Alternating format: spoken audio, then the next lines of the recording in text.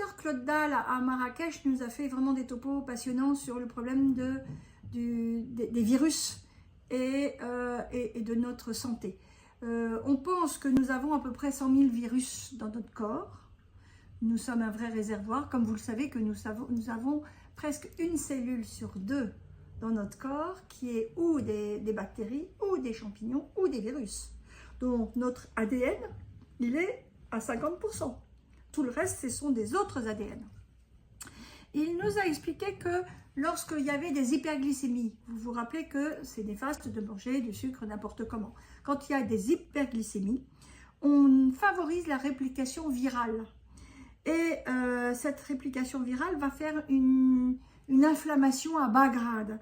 Pour l'instant, la plupart des pathologies chroniques et longues sont dues, on est en train de découvrir, sont dues au virus.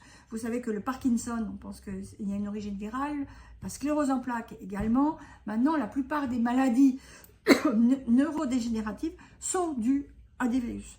Donc, le fait de manger du sucre n'importe comment est très très important parce qu'il faut pas, il faut réduire ça.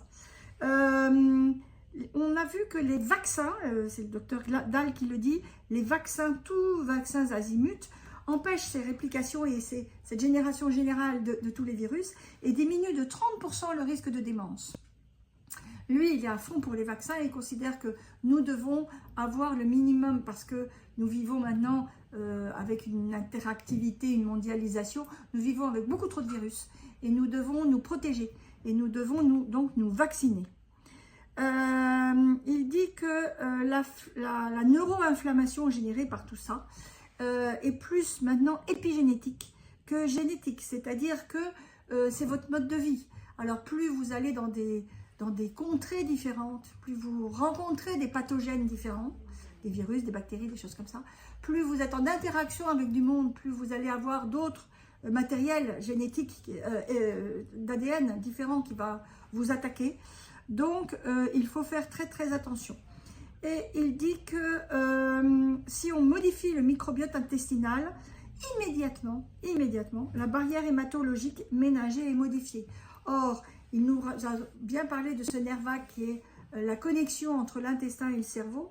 Et donc, chaque fois que vous mangez de façon pas très cadrée, c'est-à-dire vous attaquez votre microbiote, d'abord quand vous prenez des antibiotiques n'importe comment, mais en outre, c'est pour ça qu'on préfère les vaccins aux antibiotiques, mais en outre, chaque fois que vous mangez une nourriture industrielle, vous allez attaquer cette barrière intestinale qui va jouer directement sur la barrière hémato-ménagée et qui va vous faire pénétrer pas mal de choses dans le cerveau et va à la longue attaquer le cerveau. Voilà, je vous remercie.